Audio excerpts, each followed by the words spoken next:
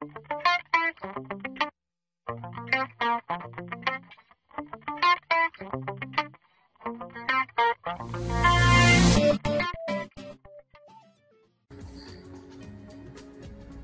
is Jason City here with assignment 2, evaluating a website with a particular focus on usability. This gives way to the question of what is usability as it relates to website usage. Usability is a measure of the interactive user's experience associated with a user's interface, such as a website or a software application.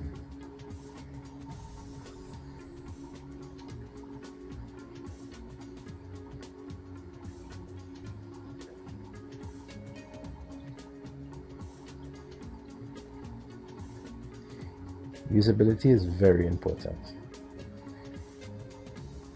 Usability is important because it makes a difference between performing a task accurately or not, enjoying the process or being frustrated. Can mean the difference between a success or failure of a site. Poor usability can reduce the productivity of the workforce.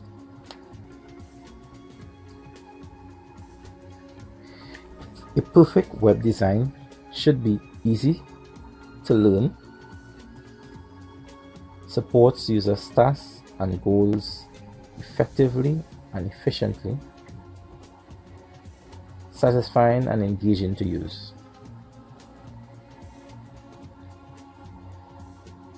There are many standards to web usability design. Standards are important. They are important because standards promote best practice. Standards are independent.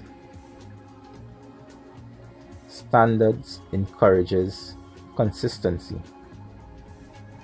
And standards is mandatory. The International Organization for Standardization, ISO, is the governing body that sets these standards. Some of the many standards that governs usability as it relates to website usage set out by the ISO includes ISO/AWI 23973, ISO 9241, and ISO TR 16982. These are just a few of the many standards set out by the ISO as it relates to web usability.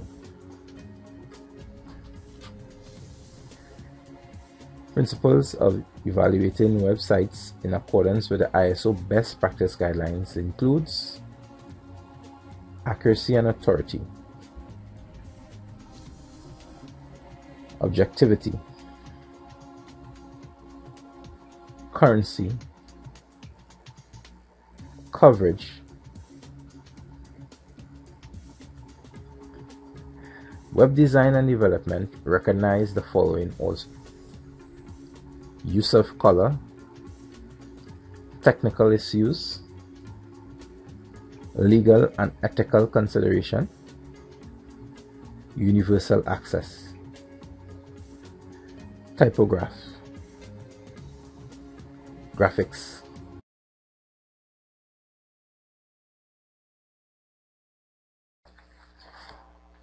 Now let's begin an expert evaluation of the following website.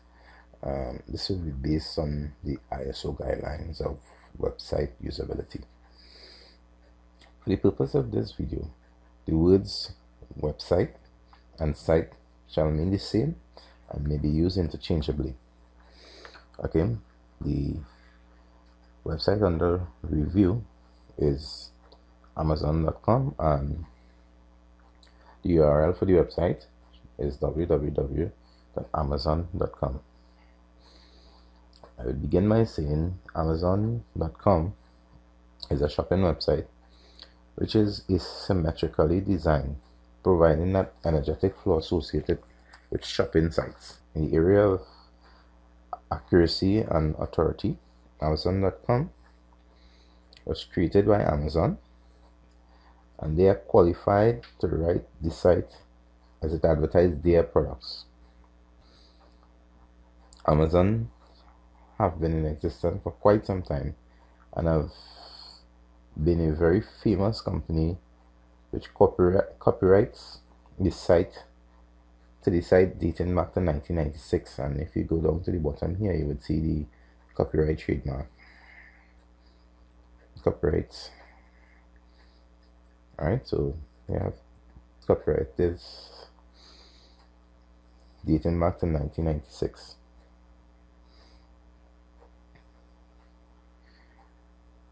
So there is no contact us page, as you can see when you explore the site.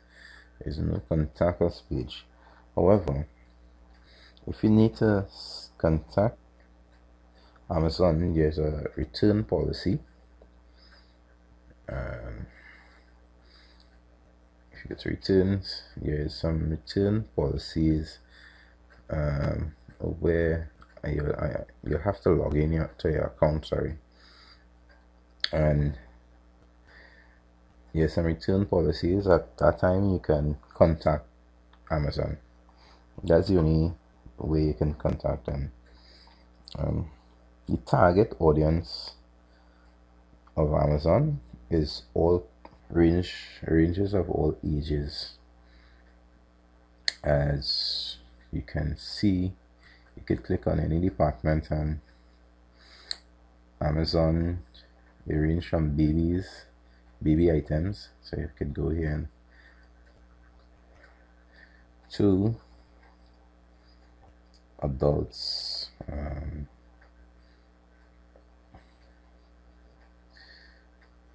sports. So Amazon's target audience is all ages. The site, however, doesn't only has Amazon opinion. It also includes customers' opinion via the customers review and opinion option. So any product you click on, you actually could go into get the customers review on an item. Let me see, just get my hand on it here. Customer review, and basically the site isn't limited to Amazon opinion only. Yeah, it's customers review, and you could even post a review. You could rate the items, and you could do this at any item. That's in the area of currency. There is no indication as to when the site was generally written. There's no indication. There's also no indication of when the site was generally last updated. But there's a number of pages that shows actually when it was last updated, and you could get that if we go.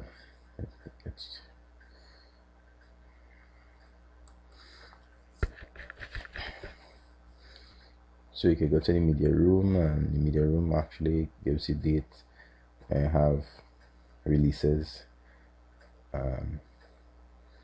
You could also go to let me see,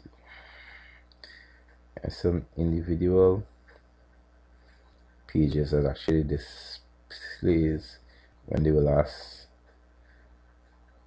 updated.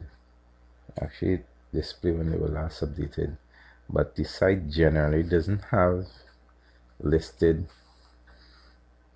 as to when it was generally last updated. No, it doesn't. And as with a shopping site, I would assume that it is, because the fact of items always being added to the Amazon.com pages, new products, the site would be updated more or less daily with these items. In the area of coverage, however, there's fair balance between text and images. As you can see, if you go to any department of Amazon, any department, let's go to the appliance department. Each image, sorry, has some supporting text, and you can actually click on the link and you can get more text that you can read. You can get more different images of the same product. So there's good balance between images on the page. Amazon also caters for an international audience. As you can see, if you go right down to the bottom of the site, you could actually select the language you want the site to be displayed in, and it would be displayed in such language. Alright, so they cater for an international audience, but the site doesn't cater for persons of disability. There's also no charge to browse the site. Anyone could browse the site without actually having to purchase anything. Right, so there's no charge. You can browse the site. According to the ISOs on usability design issues, there's fair use of color. Each page, as you can see, I go into each department. Each page is generally white background with the Amazon logo, black logo, the yellow or gold tick, and the text is generally black or blue, displaying the hyperlinks, and bold. So, and there's also good use of white space. White space is the space between sections on the site. So there isn't any, it's not clustered together. So there's good use of white space. Technical issues. There's no recommended application like browser or flash player to browse the site.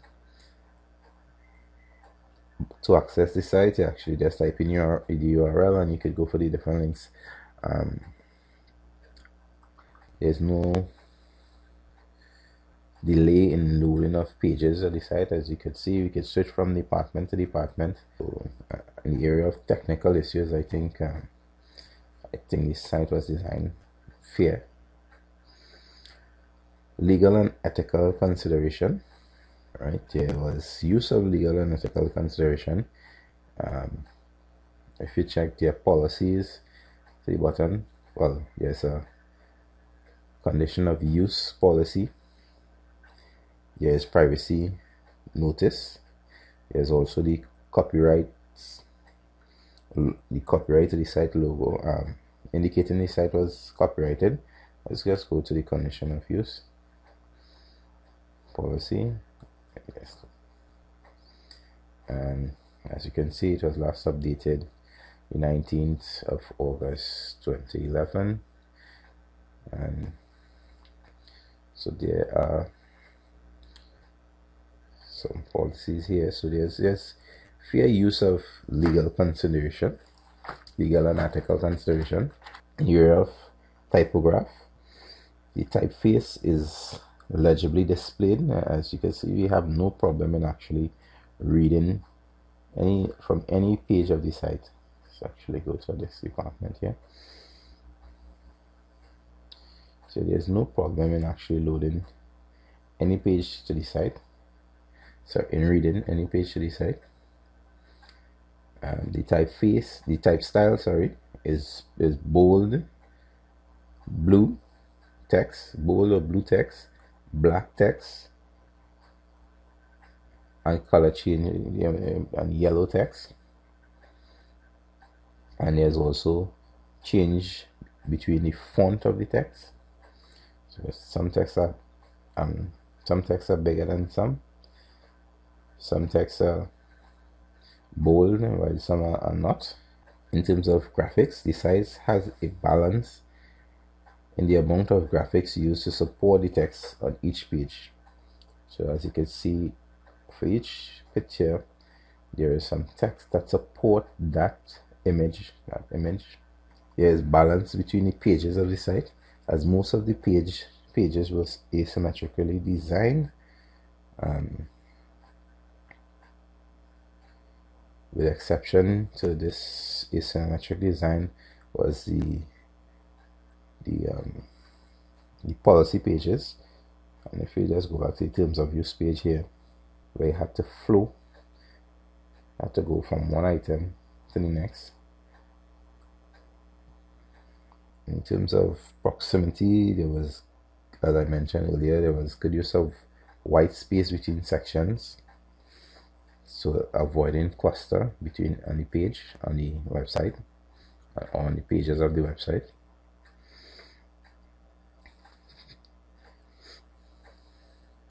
Contrast. Each page made use of type, style, color variation. So as you can see here, and font, creating contrast between headers and subheaders and general text. So as you can see here, there's different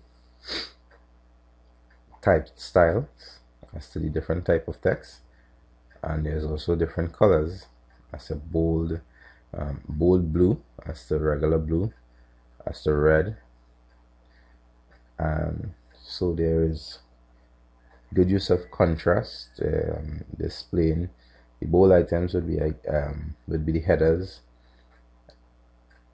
and subheaders. Okay. There was unity amongst the pages of, as each page, to the top of each page, carry the Amazon logo. So the top left hand corner of each page, and to the bottom center of each page, the Amazon logo. So there's unity amongst the pages. So in summarizing this evaluation of Amazon.com, I would say the website was well developed with few shortfalls when compared to the ISO guidelines on web usage. The shortfalls would be the site didn't cater for this persons of disability. And there was also another shortfall with contacting Amazon. It's not that clear unless you actually go into the policies, and one particular policy, the return item policy, then that's the only time you can contact Amazon. So it's not that clear, right? So if Amazon should address these issues, I think the site, based on the ISO guidelines for web usage, I think the site will be an excellent site. So this is my expert review here on Amazon.com.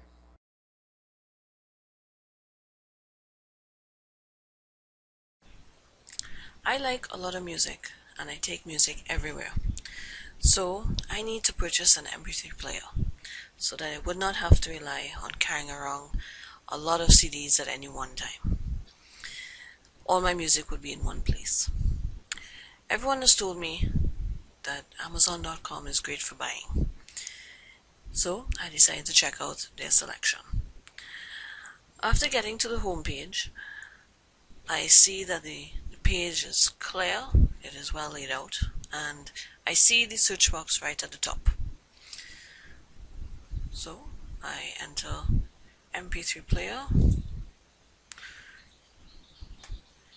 into the search box, and immediately over 300,000 results have been returned.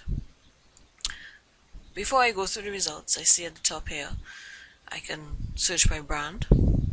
Some brand recommendations have come up, and if it is that I already had an MP3 player, I can also have the option here to search for accessories, headphones, etc.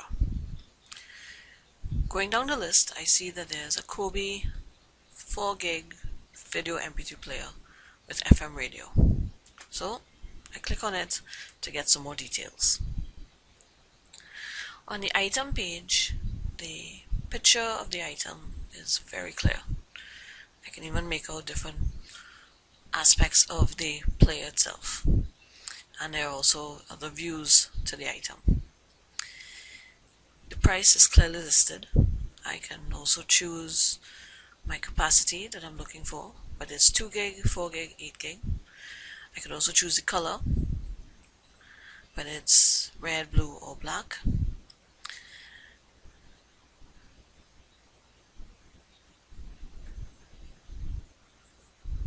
Going down further, other recommendations are made. And I see here product specification and technical details. Again, it's very extensive, giving a lot of details about the item. The product details also give information about the shipping weight, if it uses any batteries, the item model number. There is also a product description, which Amazon has laid out according to feature. So I see here that it uses a rechargeable battery.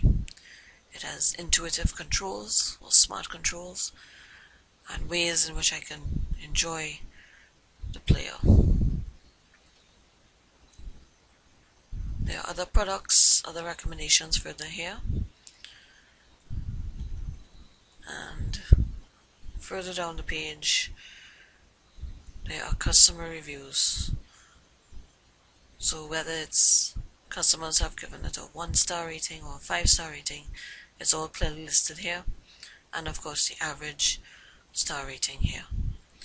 Right after that, viewers of this product and also customers have put in their likes and dislikes of the item, which can help in me deciding whether this is the player for me.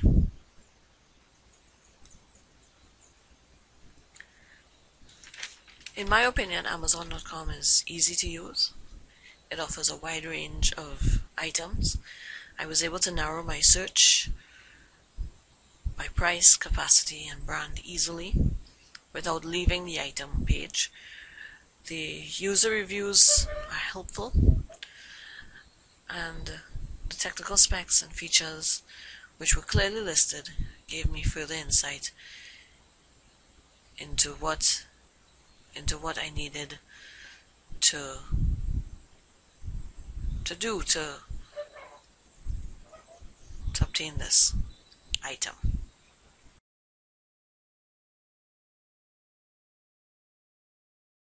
Now let's begin our expert evaluation of pbskids.org based on the ISO guidelines on web usability. The URL of the website, as I mentioned, is pbskids.org. This site actually is a site based on the station, the TV station PBS Kids. It displays videos, games of the characters of PBS Kids. There's also links to PBS parents and PBS teachers and supports PBS labs on this website. Okay. Let's actually begin our review. Firstly, the site is asymmetrically designed, providing the fun and energetic flow of the website. In the area of accuracy and authority, there is no indication as to who created the site. There is a contact us page, and okay, so if you go to the help page, and there is a contact us page here, a contact us section here. You can send an email to PBS Kids. Target audience of the site is generally kids. Although there are sections, there's a PBS parents and PBS teacher section, but the target audience is generally kids. In the area of currency, there is no indication as to when the site was developed. Although there is a copyright and trademark that goes back to 1995, there is no indication as to when the site was generally developed. There is indication as to when some of the pages to the site was updated. Like if we go to privacy policy, it actually states that this page was last updated on the 24th of September 2010. That's it for currency. In terms of coverage, there's lots of images with limited text, as this would be because the main target audience of the site is generally kids. The site was designed with limited text. The website, however, does not cater to a person of disability or an international audience who does not speak or read English. And there's also no charge to browse the website. And if you go in, the use of color, there's a lot of variation in there's a lot of color variation on the website, and this is generally because because of the target audience. There's good use, however, of white space, that is the space between sections, of actually avoiding cluster. So there is good use of white space. Technical issues. There was no recommendation to the website as to the list of browser type or flash player as to how to browse the site, and some of the pages actually took a little long to load, and that is generally because of the high graphics on the page. In the area of legal and ethical consideration, there were policies, like the privacy policy. There was the trademark, copyright mark, is also the terms of use policy. Right, so there is, I should say, legal and ethical consideration as to the website. Typographs, the area of typograph, as you can see, the typeface was legibly displayed, with variation in type styles like bold and color variations, as you can see here. The type font, some text was larger than some was actually of a different type style, I would say, than some. Graphics, yes, the site used many graphics because of the main target audience. In the area of graphics, the site made use of many graphics because of the main target audience. But if you visited the other pages, if you visit the other pages like PBS parents or PBS teachers, for instance, there is a fair balance on those pages, which those pages actually caters for the for other audience, a larger older audience. There's a balance between the images, a fair balance between the images as to the text, and there's the link where you could go in to read more if you so desire. Most of the pages were asymmetrically designed, so there wasn't any particular flow in which you had to browse the pages, with the exception of the legal considerations to the website was asymmetrically designed. There was no particular flow. In terms of contrast, there is a lot of color variation, and this would generally be because of the main target audience to the site. In terms of unity, all the pages displayed the PBS Kids logo on the top left hand corner. All pages, if you go to any page, PBS parents, it's to the top left hand corner. If you go to PBS teachers, again it's the top left hand corner. The main splash page, main page PBS kids, it's in the top left hand corner. So there was unity amongst the pages to the website. So in summarizing this website, based on the ISO guidelines as to web usability, I would say that this site had few shortfalls, and they were namely, um, they decided to cater for disabled persons. Um, they didn't cater for international audience that didn't speak nor write English, speak or read English, and there were some technical issues as to the loading of some pages, as we illustrated earlier. This is the end. This brings to an end the review of the website pbskids.org.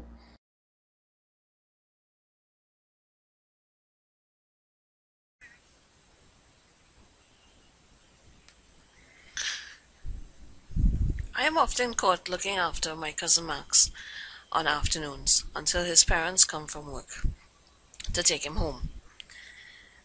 When he finishes his homework, he is often left bored until his parents come to pick him up. So I decided maybe I can keep him occupied with an online interactive game. After searching, I came across the PBS Kids website. After exploring the site, I came across the game Home Alone in Dr. Two Brains' lair,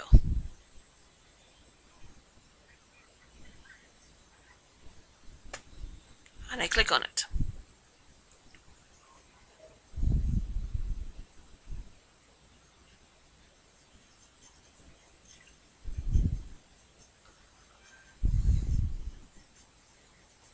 The object of this game is to hit the different objects with a cheese gun.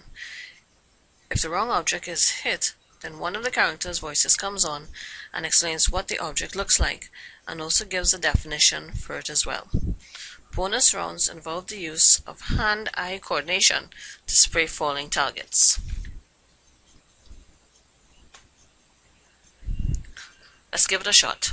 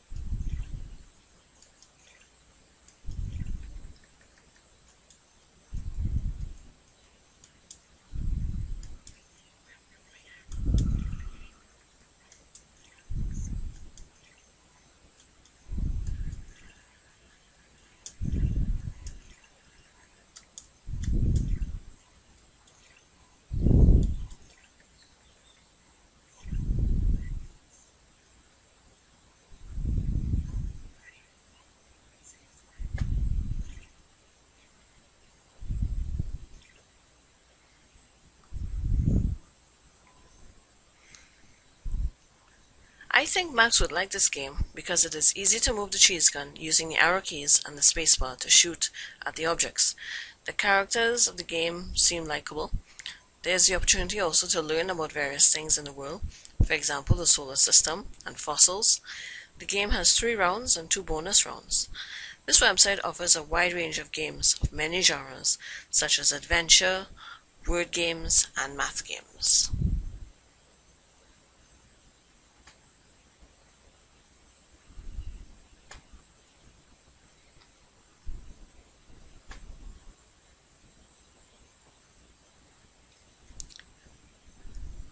So there are many other games that Max can choose from. I think I will recommend this site for him. I think he would love it.